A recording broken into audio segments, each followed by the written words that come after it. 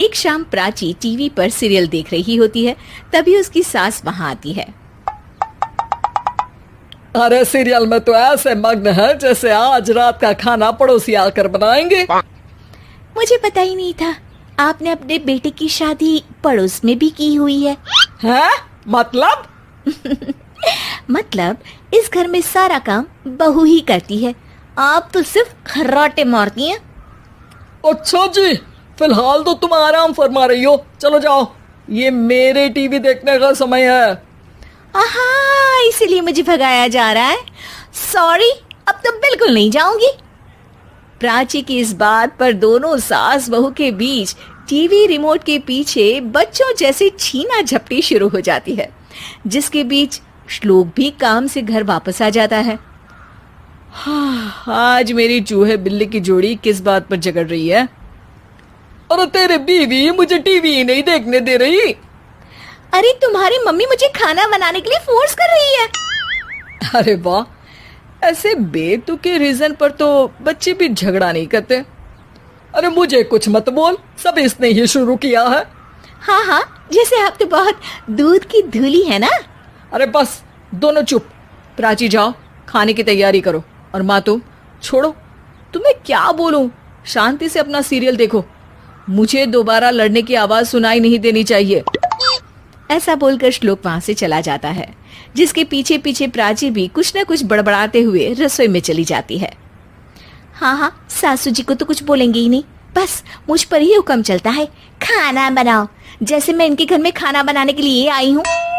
इसी तरह शाम बीतती है और रात को श्लोक और प्राची की सास खाना खाकर सोने चले जाते हैं, लेकिन प्राची गुस्से में कुछ खाए बिना काम में ही लगी रहती है। इस घर में किसी को घंटा फिक्र नहीं पड़ता, मैं खाऊं या भूखी रहूं। प्राची कुछ देर के लिए रसोई से बाहर जाती है और जैसे ही वापस आती है तो वहां दूध का भरा ग्लास देखकर हैरान रह जाती है। फिक्र पूरी है, बस दिखाना नहीं है। प्राची दूध पीकर सोने चली जाती है और अगली सुबह एक बार फिर सास बहू का कार्टून नेटवर्क स्टार्ट हो जाता है। ये तुमने ही किया है। अरे अजीब जबरदस्ती है, मैं बोल रही हूँ मैंने कुछ नहीं किया। दोनों ने मिलकर पूरे घर को पागल खाना बनाया हुआ है। यहाँ कोई नॉर्मल इंसान तो रह ही नहीं सकता, इसीलिए अब पड़ोसी क्या रिश्तेदार भी घर आने से कतराते हैं। और सुन बेटे, तू भी चंगा, तेरी माँ भी चंगी, तेरी बीवी भी चंगी, रिश्तेदार। हाँ जी, आपको नहीं पता क्या, गंगाधर ही शक्तिमान है, रिश्तेदार ही। हाँ हाँ, बस समझ गया। कभी जानवरों जैसे लड़ेंगी तो कभी जुगलबंदी करेंगी। भाई मैं आप दोनों के बीच में नहीं फंसना चाहता। सास बहू की इस मनमौजी जोड़ी से परेशान होकर श्लोक अपना सिर खुजलाता वहां से चला जाता है। चलो अब मैं भी कीर्तन में जा रही हूँ। इस पर जैसे ही सास कमरे में अपना पर्स लेने जाती है तो वहां नाश्ते की प्लेट रखी देख मुस्कुराने लगती है और नाश्ता करके घर से बाहर निकलते हुए कुछ पैसे टेबल पर रख जाती है, जिसके कुछ देर बाद सिलेंडर वाला घर आता है। ओ मोरी मैया, मैं सिलेंडर के बारे में तो बिल्कुल भूल ही गई थी। घर खर्च के सारे पैसे भी मम्मी के पास है और श्लोक से बोला तो उल्टा 4 बात सुनाएंगे। प्राची ये सोच ही रही होती है कि अचानक उसका चेहरा चमक उठता है और वो घर में आकर इधर उधर देखने लगती है। तभी उसकी नजर टेबल पर रखे पैसों पर पड़ती है, जिन्हें वो सिलेंडर वाले को दे देती है। ये सब श्लोक देख लेता है। अच्छा बेटे, इतना बड़ा घोटाला, सबके सामने मैं तेरी दुश्मन और पीठ पीछे तेरी मेरी यारी। इस पर श्लोक एक प्लान बनाता है और शाम को सब एक साथ बैठे होने पर बोलने लगता है।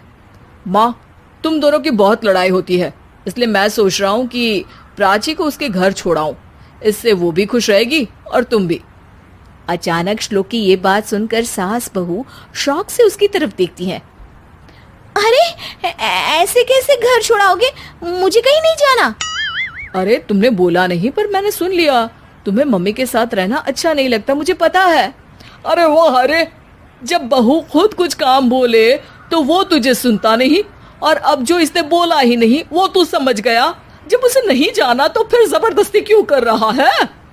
अच्छा, फिर आपको मौसी के घर छोड़ाता हूँ, बस अब आप दोनों एक घर में एक छत के नीचे नहीं रह सकती।